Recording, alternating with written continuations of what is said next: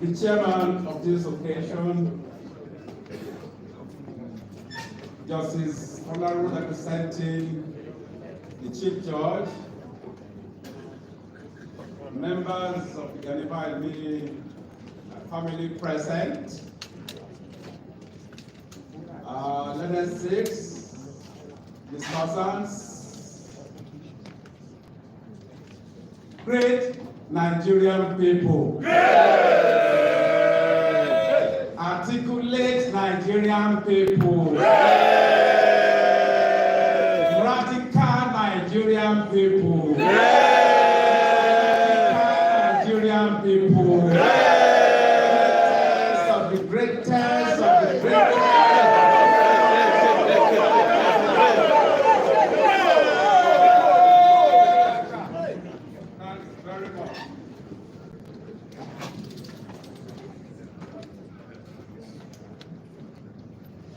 Permit me to express profound appreciation to the leadership of the MBA Ikeja branch and the organizing committee of the 28th annual lecture for giving me the opportunity to give a keynote speech at today's event.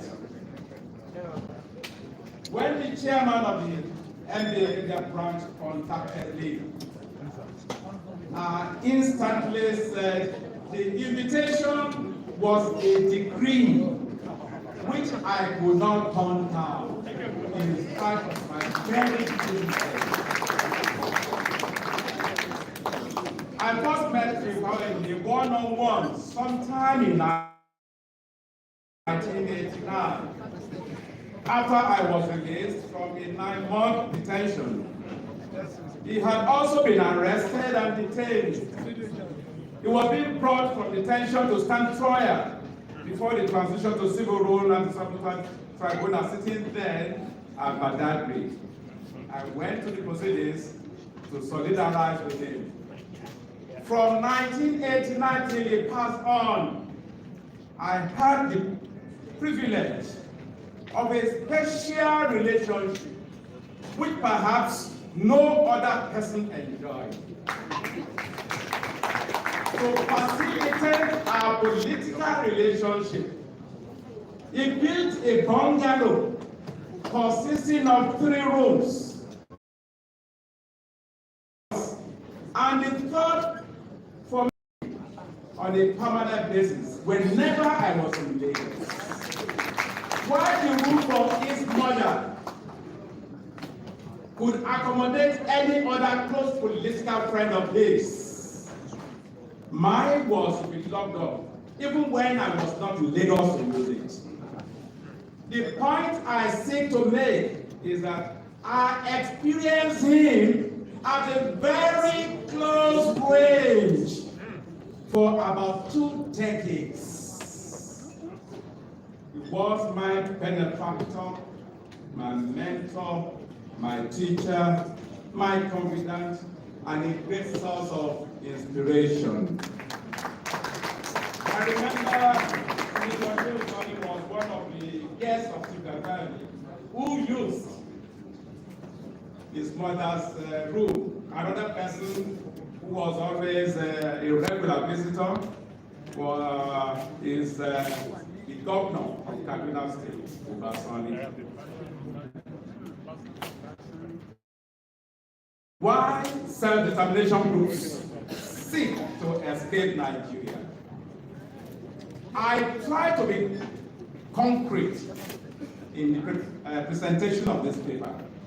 I did not want to assume the reason why that self-determination groups seek to escape Nigeria. I therefore consulted a few publications of self-determination groups. A common theme runs through them as the reason why they want to avoid Nigeria. The Oodua Foundation in the publication entitled Yoruba Nation, on pages 10 to 11, declares that we, the Yoruba people in Nigeria, now live in a degree of poverty unknown in our past history, a degree of poverty that we do not deserve. Millions of our youths, the majority of them, the most highly educated citizens of Nigeria, roam the streets unemployed, depending for their livelihood on parents who have been largely devastated by the disastrous economic chaos and poverty in Nigeria. Our educational system, once a great pride of our developmental achievement, have been almost totally destroyed. Our healthcare delivery system has also been almost totally wrecked. I'm quoting from the publication. Countless thousands of our most educated youths are fleeing Nigeria on an almost daily basis. Don't forget, this publication was published in 2014. You can imagine what is happening today. More and more, day by day, we as a people live under increasing fears that our huge mass of educated youths could erupt in a massive and violent revolt, which neither we nor all the powers of Nigeria would prove capable to control. I want us to note this objective, this goal, this reason, this factor for self-determination, for some self-determination groups seeking to escape Nigeria. The last reason I just read shows that there is also a category of people, the middle class, who are afraid of the revolt of the masses. And so they want, so to say, a society that works so that they can preserve their own privileges. That may not apply to all members of the self-determination groups. I guess, for majority of ordinary people who are identified with self-determination groups, it is on the basis of poverty. Very well. An undated publication of Yoruba Nation entitled "The Yoruba Position Over the Troubling Crisis in Nigeria," signed by Tokunbo Ajasin, chairman. Tokunbo Ajasin was serving, or served, I don't know whether he stayed there, served the Buhari regime. I'm not aware he signed any statement calling for self-determination when he was serving Buhari. Bishop Bolande Bonigi, spokesman, and Wale Aina. That publication also predicates their desire to escape Nigeria on the basis of high rate of unemployment. Shockingly, violent crime has escalated out of control, making our country one of the most unsafe countries in peacetime in the world. I'm quoting their publication. Disintegrating basic infrastructures with disastrous consequences for economic enterprises in our country. End of quote. So, those are the reasons. And I think largely we can say poverty and insecurity. Now, I pose the question. If poverty is at the root of self-determination agitations, what is the outlook for the future, particularly under the regime of President Bola Ahmed Tinubu? So we will have to examine some of the policies of the Bola Ahmed Tinubu regime. And the first index I examine is what I call the fuel price terror. Fuel price terror. I'm using terror in the sense that governments in Nigeria tend to impose state terrorism by virtue of the policies that they impose or implement. So I examine fuel price terror. Their own terrorism is more than Boko Boko Haram terrorism. Oh, yes. Of insurgency, banditry that we experience today. So our anger should actually be directed at the terrorism of the state. Very well. Very well. So I look at the fuel price, and in the scope covers January 1966. January 1966 to January 14, yesterday, 2024. This particular table is not entirely my own making. I built on the work of Chief Gani Fawehinmi in this book. This started in 2002. So I built up the table till yesterday. Of course, this book, for anybody who has read it, Chief Gani Fawehinmi acknowledged the fact that I edited it. So when we look at fuel price increases, fuel price terror, I can say that the regime of President Bola Ahmed Tinubu is the worst in the history of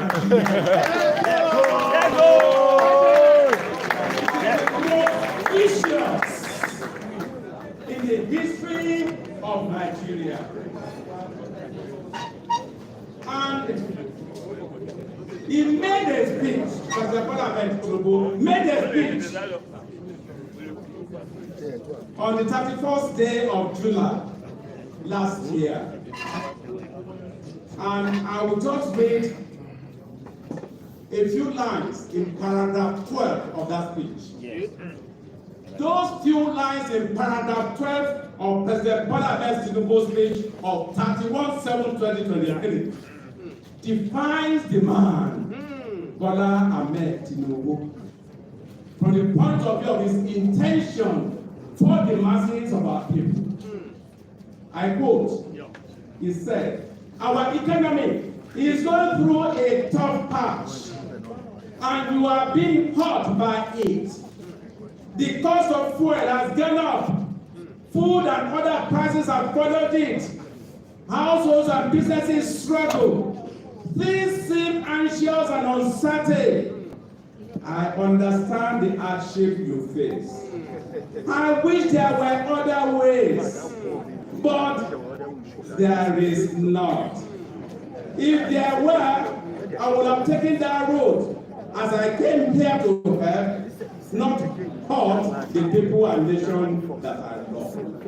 President Bola Ahmed Tinubu is committed to inflicting pains on the Nigerian people. That is what he says here. He said in that paragraph, there is no alternative to suffering. There is no alternative to hardship. I'm not paraphrasing him. That is just what I have just read. This speech defines it. This speech should be used to analyze his acts, his policies. Therefore, let us begin from fuel price. Wow.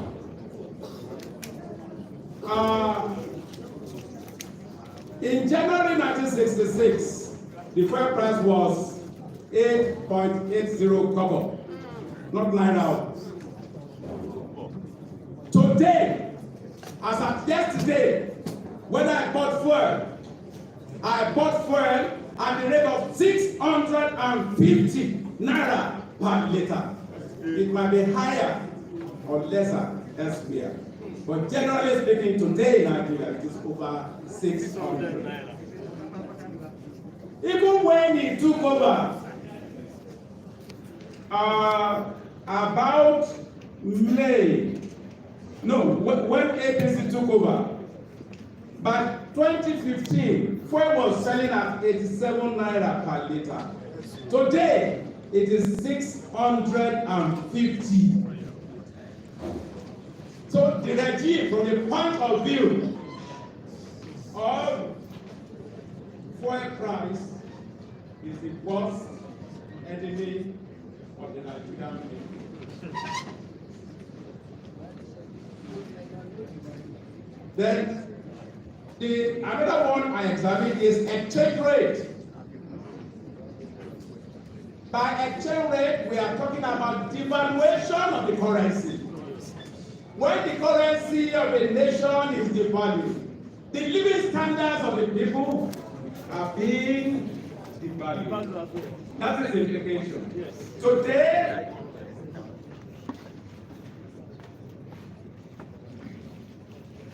officially, the naira is exchanging for 812.70 officially. 812. And in the parallel market, 1,200. This tells us a bit about the suffering that people are going through. You remove fuel subsidy, and you are assisting yourself and your friends with all sorts of budgets. Inflation rate. I also put some of these figures in graphs. You can see galloping inflation.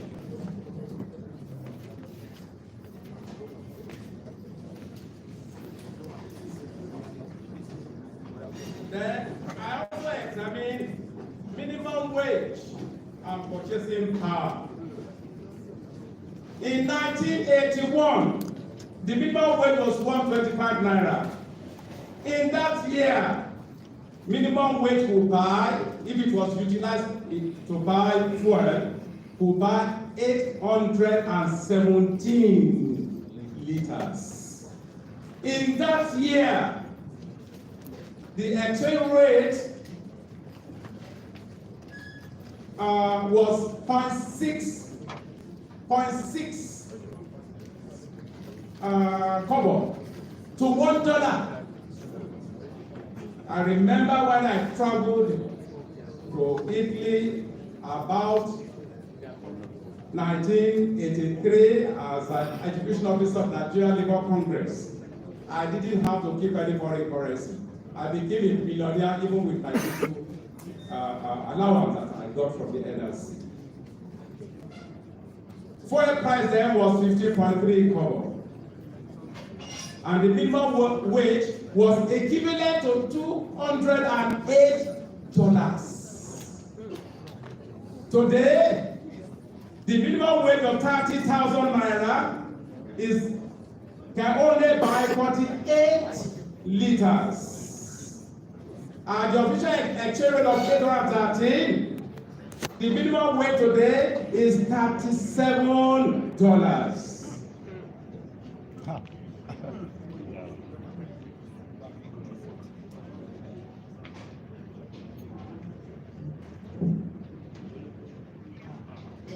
Now, the last imagine position of the law on self-determination. What is the position of the law on self-determination? In other words, do we actually have right to self-determination under the law in Nigeria today? I answered that question by considering two judgments of the trial court and the court of appeal in the case of Chief Sunday Adiemo Sunday Igboho. We may use two judgments of the courts in Nigeria to assess the imagined position of the law on the constitutionality of the struggle for self-determination in Nigeria. They are the judgment of the High Court of Oyo State by Honorable Justice A.L. Akintola between Chief Sunday Adiemo versus Attorney General of the Federation and two others, judgment of which was delivered on Friday, 17/9/2021. An appeal between Attorney General of the Federation and two others versus Chief Sunday Adiemo. In summary, the judgment of the High Court held that the struggle for self-determination That's a proviso. The struggle for self-determination, provided it is peacefully carried out, is a constitutional right. First, the Court of Appeal, when considering the appeal filed by the Attorney General of the Federation, the Court of Appeal held that the trial court lacked jurisdiction to entertain the matter, as the relief sought, according to the court, could not be litigated under fundamental rights enforcement procedural rules. However, as enjoined by the Apex Court, the court still went ahead to consider the appeal on the merit. The Court of Appeal held that the respondent, that's Igbo or if Sunday Akiemo, is not permitted under the guise of freedom of association to lead a secessionist movement in Nigeria, which may lead to the breakup of the country. And the Constitution has not recognized, just like the President pointed out, if he's still around, the NBA President, and that the Constitution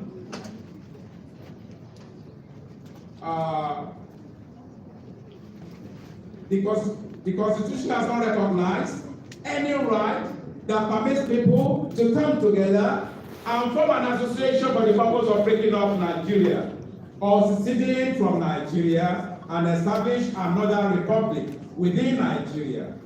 Likewise, Section 2(1) of the Constitution further provides that Nigeria is one indissoluble sovereign state to be known by the name of the Federal Republic of Nigeria. That is the decision of the Court of Appeal. And the law is that until set aside, the decision of the higher court, in this case the Court of Appeal, remains the law.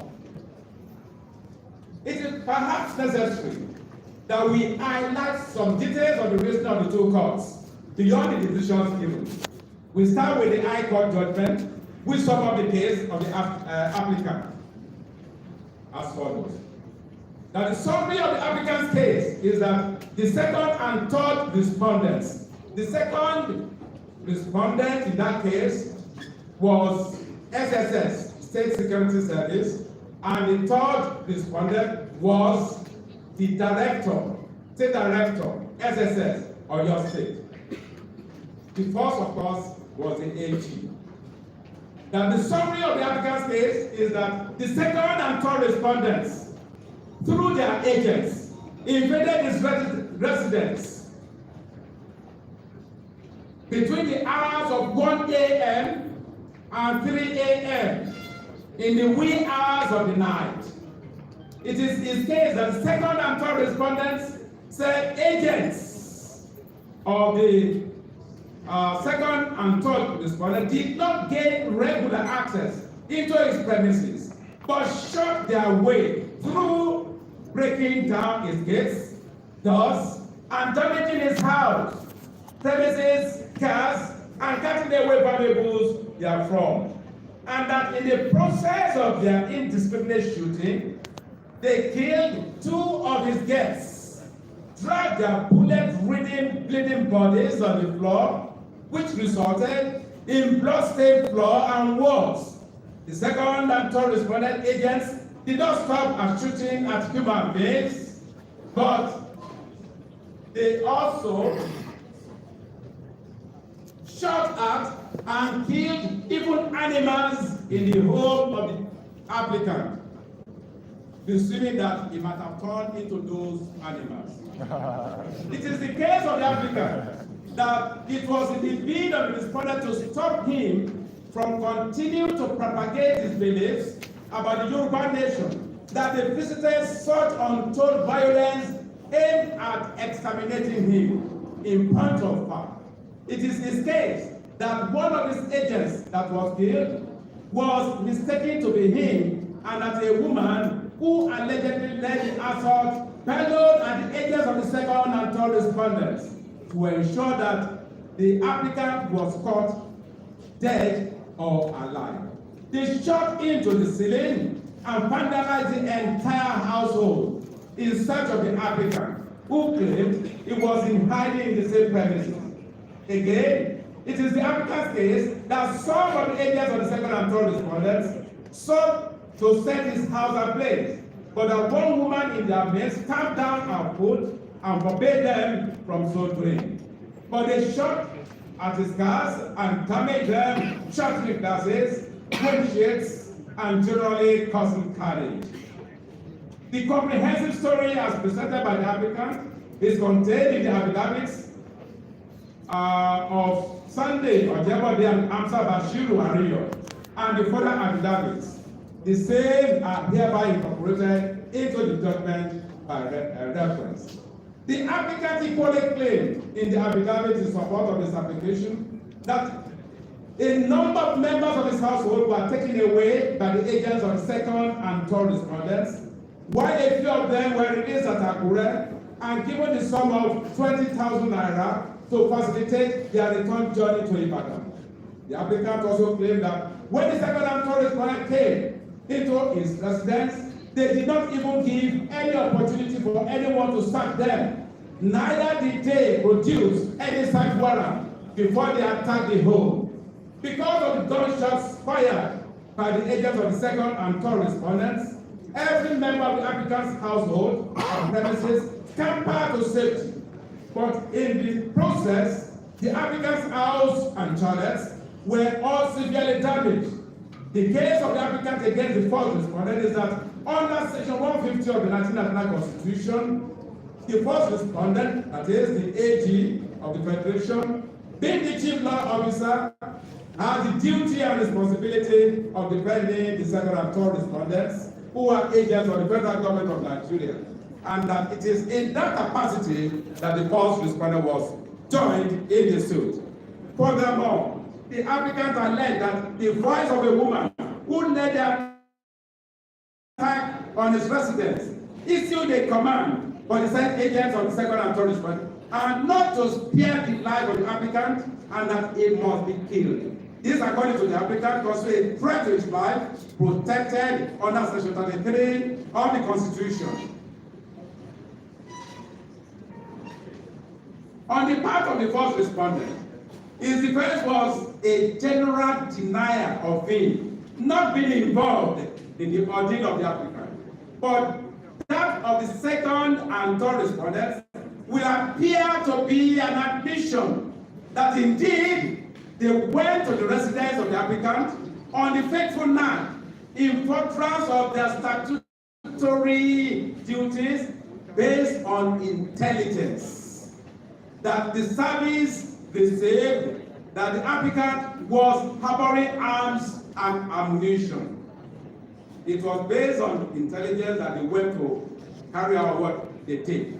It was allegedly in order to stave off such alleged illegal shipment that the second and third respondent undertook the alleged sting operation. They equally demonstrated a video showing the applicant allegedly inciting insurrection or some form of agitation against the Nigerian state.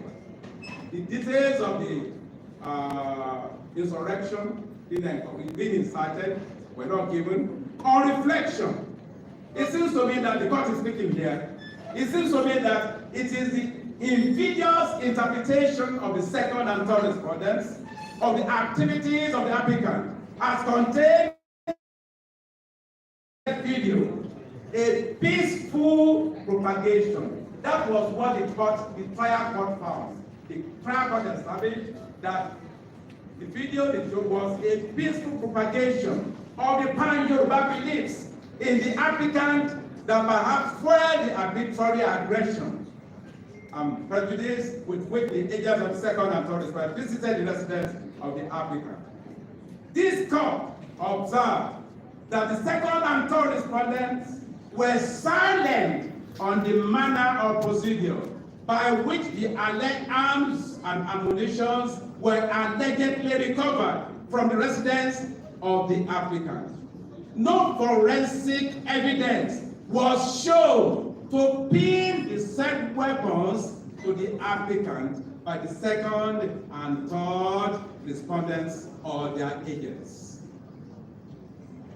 And the court held that it is difficult to believe that the category of arms and ammunition allegedly recovered from the residence of the applicants really came from there.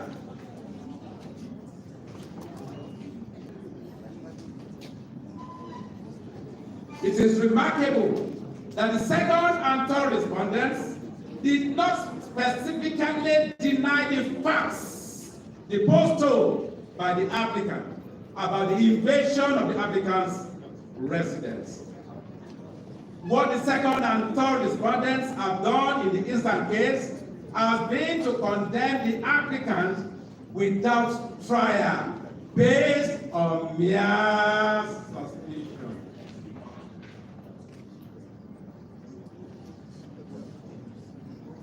It is also the claim of the applicant that the invasion of his house by the second and third respondent agents is actuated by their desire to stop the applicant from going around the southwestern part of Nigeria and peacefully campaigning at rallies attended by millions of indigenous Yoruba people for self-determination.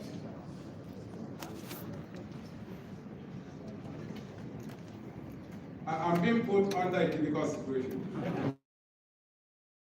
I was told 40 minutes or so before we started. Now they are shifting the goalpost to 5 minutes. In fact, we should respect each other. That is not wrong.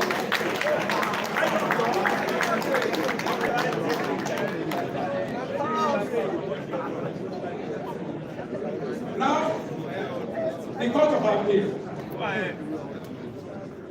The resolution of the Court of Appeal in issues 4 and 5 are of interest to us.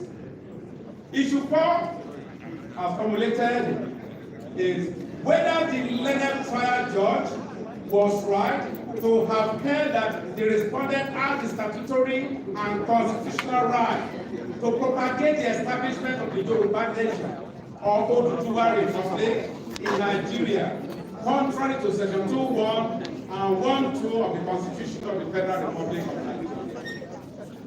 And the Court of Appeal established that Article 20 sub 1 of the African Charter on Human and People's Rights actually grants the right for self-determination. However, the Court of Appeal held that the trial court did not consider the effect of Article 29 sub 3, 4, and 5. Article 29 sub 3 in particular provides not to compromise the security of the state whose national or resident he is. And the Court of Appeal is of the opinion that if the trial court had considered what the court termed heavy allegations, the court also recognized that the allegations against Sandiego, they were mere allegations.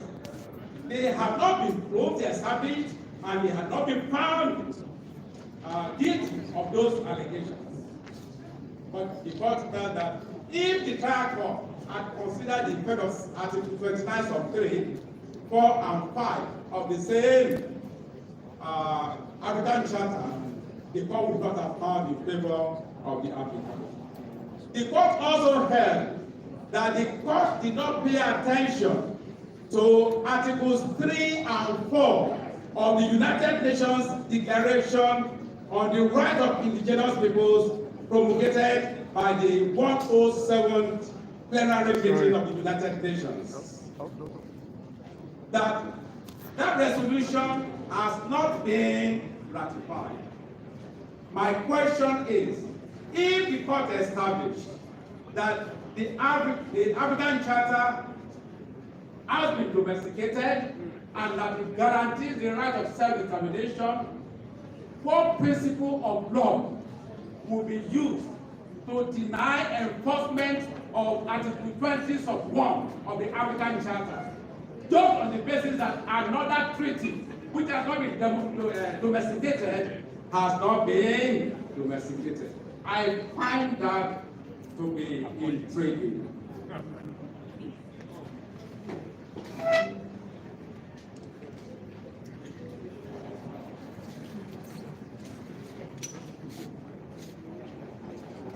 So, let me go to how long we can reach a compromise. How long do you want to give me? Now, the other section I examine is self-determination, secession or restructuring, the solution to socio-economic crisis, or paradigm shift in the philosophy of government. My position is that self-determination, secession, or restructuring is not the solution. It is not the solution. But that if there are people who genuinely feel that they are aggrieved, their rights are being denied them, and they can mobilize majority of the people in their nationality, I see nothing wrong in their exercising that right. But I will not, as a person, go out to advocate for those solutions, because in the further analysis, the problem that we face is not ethnic, it's not, the problem that we face is caused by class rule. Exactly. President Bola Ahmed Tinubu is a Yoruba man. I know that Yoruba poor people are going through pains and pangs. Yes. They are not exempted from the effects of fuel subsidy removal. And I'm not sure if they have to vote again, they will vote for President Bola Ahmed Tinubu when our whole revolutionary year is confirmed. Oh, yeah. So that is my position on that question. However, I also say that the structuring is also not the solution, but that our history till today is a product of restructuring. Therefore, there will not be wrong in carrying out the structuring to please those who feel they will be better off. And in some of the publications that I consulted, people like Chief Akande were signatories to them, calling for self-determination, calling for restructuring. Today, because they are in power, I'm sure they will not be prepared to tolerate such demands. In other words, some politicians are merely deceiving people. It is when they are shortchanged, when they are excluded from power, that they use the question of self-determination, the structuring. The moment they are in power, they don't want anybody to stop them.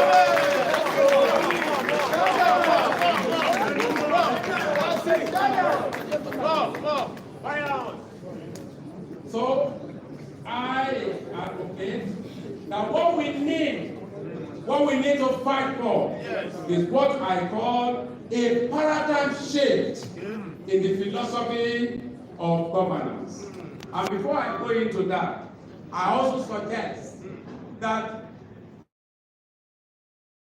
constitutional amendment may be brought about to allow secession if people so want.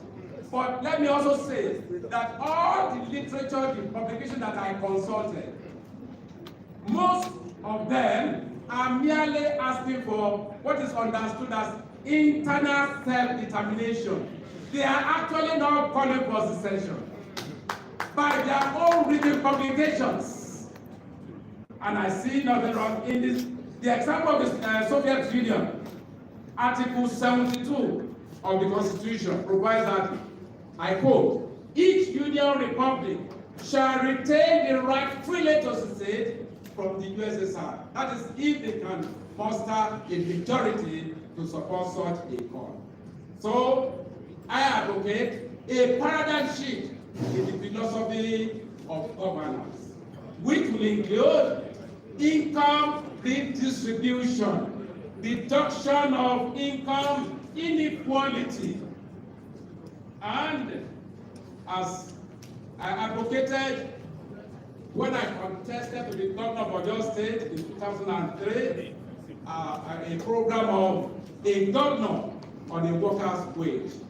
Those who want to occupy public offices should not earn more than the minimum wage. Yes, yes, those who are not ready to go and sit down in their various houses. Yes.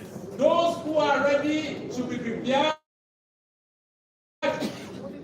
not to take more than the minimum wage.